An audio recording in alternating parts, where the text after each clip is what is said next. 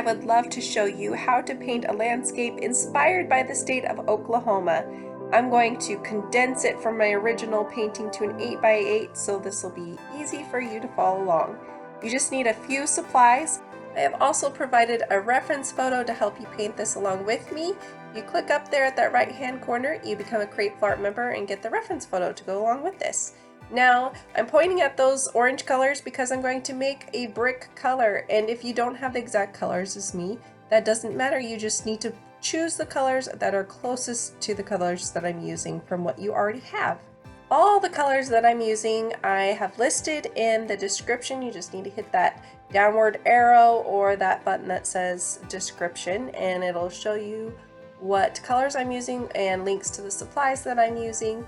I just want you to be aware though that you can use what you have and that your painting doesn't have to look exactly like my painting, so you can experiment with your colors if you need to. I'm just going to be using a few brushes, and I'm going to use my paint mug here to keep my water separate, and my palette, which I absolutely love, that keeps my paint colors wet, and that's all you need to get started. For this first step, I'm going to paint my background a brickish orange color, and this is the color of those dirt roads that you see in Oklahoma. So if you don't have the exact colors I have to mix, you just need to mix a red and a yellow to get kind of an orangish color, and you can add a teeny bit of black just to dull down the color because it's going to end up being very bright. So I'm using my wash brush, and that's just a flat tip brush that's wider, and I'm adding the paint to my canvas in kind of a sweeping motion. All I want to do here is just get the color on. It does not matter if there's streaks. Most of this is going to be painted over. So I just want to make sure that I get into the crevices of the canvas so that none of the white is showing from underneath, and then I have to let that dry. For this step, I'm going to paint the sky, and your canvas should be completely dry. Now for the composition, I had separated the side of my canvas in 4 parts, and in the center I had separated it into thirds, okay? And the focal point is going to be on that left side, and I'm going to just change it up just a little bit from my original. I'm going to raise the land so there'll be less sky. So I'm adding white right over there in that left side and just below what would be the halfway point. And I'm going to put in the white, so I'm using my titanium white and sometimes a little bit of water if I need it to spread just a little bit better. And I'm curving it in a backward C, so it's going to draw your eye from the focal point up to the rest of the clouds. And you'll see how I create that focal point later on as well with contrast. So I'm using a blotchy motion and then a wispy motion, and then I'm also going to put white on the sides of that because those clouds are also going to have light hitting them in some other places on this side. So I'm just going to show you where I'm putting the white. You can always pause the video and catch up with me if I'm moving too fast and follow along.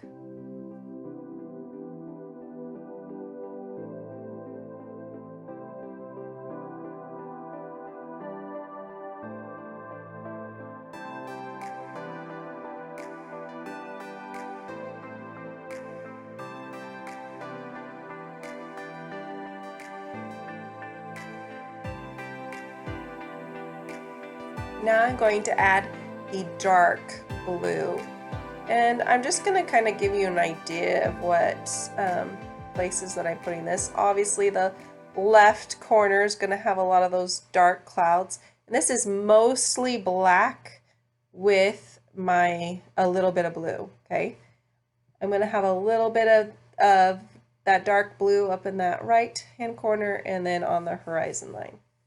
Now, where the dark blue meets the white, I need to have a lighter blue, okay? So it's going to transition easily. And I've moved down to my flat brush just for this because it covers a little bit more area, and I'm going to end up going in and softening it. So I'm adding blue, that blue to my white to even get it lighter so that there's a better transition. And I'm covering up as much orange as I possibly can, but not all of it. And you can see that where I touch the dark blue in that corner, it starts mixing with my blue. And that's how I get those nice blends from the white clouds to the dark blue. So I'm adding white where I want it to be lighter, and then I push it over into that dark area and blend with the underneath color by mixing it more if I want it to mix. So I need to have this a really good transition. So you want to have the white next to the lighter blue, next to a darker blue, and then up against those dark clouds. Okay, and keep the shape of that backward C curve. You want to keep that because that's going to draw your eye up there. Okay, so I'm adding a little bit of the lighter blue into that white, and that's going to tone down that color. But that white also is going to show some of the orange underneath it and create harmony and another kind of color. Like, it looks white right now, but once it's dry, it really has a lot of orange in it from the background. I hope that makes sense to you. And so when you have a little bit of orange showing from the background in your clouds up even in the darker area, it just creates this harmonious look. This, of course, has a lot to do with personal style and preferences. So you can make your clouds the way you would like them to look. So anything you want to change as you're painting along with me, please do. We want this painting to turn out to have a lot of your personality into it as well. So notice here I'm mixing on my canvas. You can mix on your canvas. You don't always have to mix on your palette. So I'm adding some blue, and then I'm going to mix it in with the darker color of those clouds so that I can blend the dark part of the cloud into that medium blue. I'm doing this rather quickly because I want these colors to remain wet so I can blend, because skies are well blended. Usually you can have a different style, not have them well blended, but this is what I'm trying to go for. And I do want to have brush strokes in there and kind of a chunky look, but I want to have it also soft and kind of a reprieve when you look at the sky, like it's a fluffy cloud storm. Okay, that's the look I'm going for. So a little different from my original painting is that horizon line. I have put that just below the halfway point on my canvas. And that's because there's a lot of things going on in that land that I need to add in, and it's a smaller canvas that I have to add those things in. And so I would actually like it to be a little bit less sky and than my original, and a little more land than my original. So you can just follow along where you see that I'm putting in my clouds and how I'm doing it. Just remember that I'm doing a lot of blending on my canvas, and I'm using my flat brush. If you have a filbert brush, you can use that too. It's just the filbert brush has a round end, and it'll give you a little bit less of square edge when you're putting your clouds down. Now my filbert is actually really frayed, so I didn't go for it. Just make sure to cover all the sky area up into that horizon line right there. And then once you have it laid down the way that you would like, then you are ready to go on to the next step. For this step, we're going to focus on painting the land in our landscape. Now I'm grabbing my round brush and my small round brush, so medium and small round brush. I'm dipping it into my black, and I'm going to create some trees in the background. These trees are going to be the focal point in the painting. Now the focal point is where your eye looks first when you look at a painting. And they become the focal point because this is going to be the area with the highest contrast, okay? So against that white, those trees are going to be really black, and it's going to draw your eye right to it. And then your eye is going to go up to that sky, and then it's going to follow this road back to the tree, okay? That's what I'm going for. So I need to create these trees with the round brush that are flat on that horizon, okay? So they're going to have like pointy tops, and some may be a little bit more rounded, but they're irregular shaped, and they're going to flatten at the bottom for that horizon line.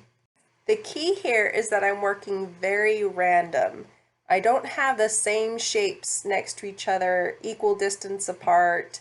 You know, that's not interesting to look at. So I'm going to have some trees over here, and then, you know, another tree over there with, you know, a different space between them. Completely random, just like nature is. So when I'm painting up against those clouds on the right, you may notice that there's not enough contrast.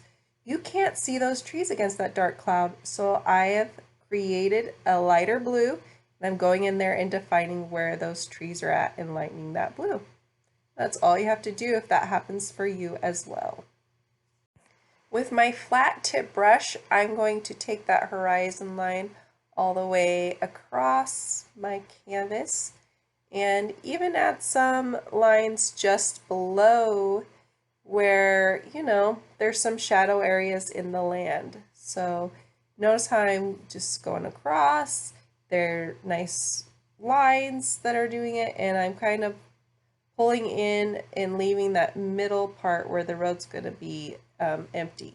Okay, so in the middle of my canvas, this is where my road begins. Okay, so I'm defining the lines of my road there, and I don't want it to just be a solid line. So if you look at the sides of roads that are dirt roads, they're really defined by the grasses next to them. And those grasses, they show dirt between them. So I'm going to just randomly add some of the sky blue into my land because that's going to create harmony in my painting. So the background you can see in the sky, it's orange, and so it has that orange of the dirt into the sky. Now I need to bring that sky color down into the dirt.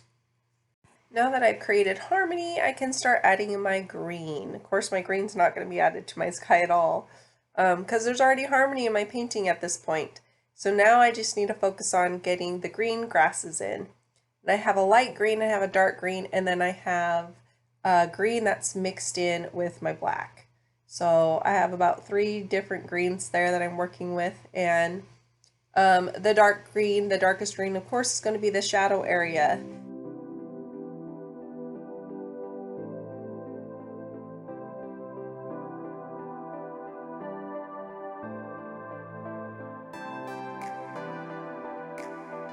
You want to have like several different places that you put the different greens, and they all want to lead to the road so that you continue to have that leading, what is called a leading line to your focal point.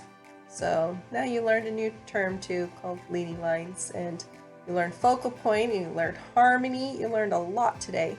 So I just have to make sure when I'm doing this grass that I don't cover so much of the orange that it's a solid line that is too like boring to look at, a line that goes right to it, you know. You want those grasses to have gaps between them. You want the road to not be perfect. Okay, perfect is not that interesting. It sounds funny, but it's true. So the middle part of my road, you know, where the tires don't hit, they're also going to have grasses. So I'm just kind of skipping some areas and then adding in that dark green in that as well. You'll notice that I am focusing on the dark green right now because it's much easier to create depth when you start with the darker color first, and then you add a medium color over that, and then you go to your lightest color on top of that so that you're adding your light, you know, where the light's hitting. So I'm focusing mostly on that dark green color and getting that down. I'm using my flat brush because when I'm focusing more on like the foreground, that closest part to my eye, I can just twist my brush to the side or up and create grass marks. And in the distance, I can create the lines, the horizontal lines that I need to. So see how I can just kind of play around with it and drag the paint down. See that I'm making grasses by twisting it. It's a perfect brush for getting a lot of different brush strokes in your landscape. I'm working very loosely, very randomly.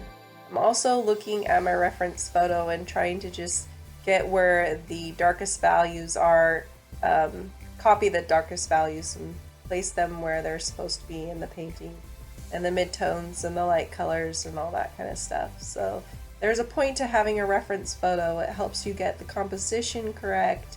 It helps you get those values right. But it doesn't have to be perfect, and you can paint loosely like this and it still ends up being a beautiful painting. And I understand that some people have a different style. They like to paint tight. They like everything to be defined. That's just not my personal style. I like to have freedom to fill in those areas with your brain to what you want it to be, instead of having everything so defined in what it has to be. So that being said, the creative part about painting along with me is to make your own decisions. Your painting is not going to end up looking exactly like mine just because you're you and I'm me. That's my favorite part about painting. If I were to tell somebody how to change a car tire and they did it step by step exactly the way that I showed them how, that doesn't require any creativity at all. And painting is all about expressing yourself and being creative. Painting is about changing things up, expressing yourself, being creative.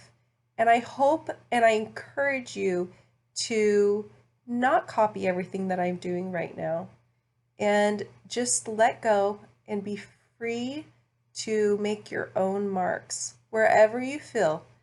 When you feel like you want something in a certain place, just put it there. If you don't like it, take it away. There's no rules here. You've already got the composition down. You've already got the harmony in place. You've already got your colors that I've taught you how. I've already given you the steps. And at this point, it's all about you creating a painting that resembles who you are. Now, for the road here, I need to add a little bit of the light color in the background. So I've just added some white to the road color. And that is so that it leads you up to that focal point, and it should be lighter back there. So I'm just going to add a little bit of that in some of the areas on the orange just to give it a more dimension, and also where the light hits it, it should have that. So I'm going to add that, and then I will start adding in that magenta color. Now, the reason why I'm going to add magenta is because in the spring there's these gorgeous Oklahoma trees. I think it might be even the state tree, and they blossom and they have these beautiful magenta blossoms, and there's tons of orchards with them. There's some that are wild. They're in all the towns, and they're just gorgeous, and they say to me Oklahoma. So I'm just going to add in that color in some random places with my small round brush because they're blossoms. I mean, they really just need to look kind of like blobs in the distance because that's what blossoms look like in the distance. So I don't have to get super detailed with it. I just want it to be spread in there. Some on the right, some on the left, a break, you know, and then some closer to the foreground and that kind of thing. So just add in your blossoms wherever you want them to go. The final step is the finishing touches. And this has a lot to do with personal preferences as well. I like to just go in and change anything that I feel like I need to change. I also like to back away from my painting so that I can see it as a whole. And sometimes I'll have like areas that I feel like need more shadow or more highlights, or I'll have shapes in my sky that I don't really want. This is the time to change all those little things that may bug you about your painting. Something I like to do is add metallic paint. So I usually choose one metallic paint I want to add to my painting, and this one's going to have some copper in it to go in the road. And it's going to create a shimmer that's only seen in the original, and I just love adding that. That is totally something that's up to you and a personal preference. Sometimes I like to even give myself a little time away from my painting.